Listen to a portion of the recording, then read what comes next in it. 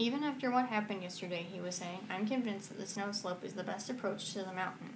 Now that we've cut the steps in the glacier and know the best route through the icefall, we can get up to it in half the time, and until afternoon there's no danger of avalanche. Once we reach the ridge, it will be simply straightforward rock climbing for the next few hours. Perhaps there will be a few tricky stretches, but they shouldn't bother us. We know it can be done because it's been done before. His eyes shifted briefly to Rudy and then away again. It's at the base of the fortress, he went on, that things will get interesting. For from there on, we're on our own. A lot of people, of course, think that there's no way past the fortress, but there has to be, and it's up to us to find it. My own hunch is that it won't be straight up and over, but up to the left, to the south of the ridge. Up to this point, Saxo had listened silently, his broad face expressionless, but now suddenly, for the first time, he spoke. That is the way the first climbers thought to go. Yes, that was Joseph Matt's way, the way he was about to try before, Winter hesitated, before the accident to Sir Edward Stevenson. I do not think Joseph Matt was right, said Saxo. I think the best way is either straight up along the line of the ridge, or over to the other side, toward the east face. But Matt and Stevenson tried there first, and their porter said later that they could find no route. Saxo shrugged. Perhaps they did not look hard enough, or did not have the skill. Winter's face clouded. He started to speak, changed his mind, and got up from the table. Well, there's no use arguing about it, he said. We'll see how it goes when we get up there. Now we'd better be on our way. Rudy had risen too, and stood expectantly beside him. We will start today for the Citadel? No, Winter turned to him. Today, Emil and I will go back down to Burley for more supplies. We'll have to spend at least one night on the mountain, maybe two, and we'll need tents, food, and other things.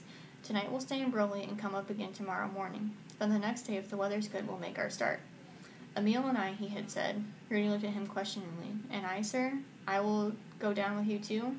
Winter shook his head. No, there's no point in that. You will go down to Kurtal. To Kurtal?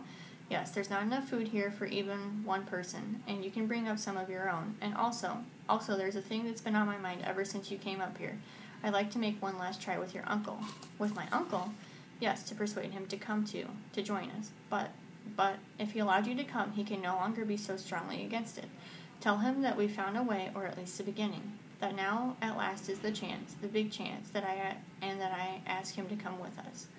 Rudy stood motionless, speechless. His body and mind seemed frozen. He was scarcely even aware of the movement beside him as Saxo rose and faced Winter. Come with us, the guide repeated. Who is to come with us? The boy's uncle, Franz Lerner. From Kurtal? Yes, from Kurtal. Saxo shook his head. No, that cannot be. I cannot agree to that. Cannot agree to it? What do you mean? I am a man of Burley. A man of Burley does not climb with a Kurtaler. Not climb with a Kurtaler? That's ridiculous. Franz Lerner is one of the best guides in Switzerland, and I've made dozens of climbs with him. On the Weisshorn, the Dornelberg? Yes, on the Weisshorn, the Donelberg. But now we are not speaking of these. We are speaking of the Citadel, and what happens when you ask him to go on to the Citadel? He will not go, will he? He is afraid, as all the Kurtalers are afraid. You have to leave Kurtal and come to Burley to find a guide who will do it. All right, I said to you. I, Emil Saxo, am not afraid. I will climb the Citadel with you. I will climb for the honor and glory of my village, but I will not drag up with me some Kurtaler who has not the skill or courage to do it himself. Drag a guide like Lerner? What are you talking about? You're talking nonsense, that's what. Winter's voice was sharp. His eyes were suddenly angry, like a stupid provincial villager who cannot think beyond his own doorstep. So Franz Lerner is not from Burley, but from Kurtal. What of it? Does that make him any the worse guide? Any the worse man? He's one of the best guides in the Alps, and you know it. And if he'll come with us, he'll make us just that much the stronger. Give us that much better chance of reaching the top. He paused. Saxo didn't answer. The guide's broad face was set in stubborn lines, and his small eyes were fixed on the floor. When Winter spoke again, his voice was no longer angry, but quiet and earnest. Look, Emil, he said. You want to climb the Citadel. You've dreamt of it for years. You told me so, and so have I. Ever since I can remember, I've said to myself, if there is one thing you must do in your life, it is to climb this wonderful, terrible mountain that no man has ever conquered. All right, I want to climb it. So do you. So does this boy here, and his uncle. Yes, I know Lerner refused to come.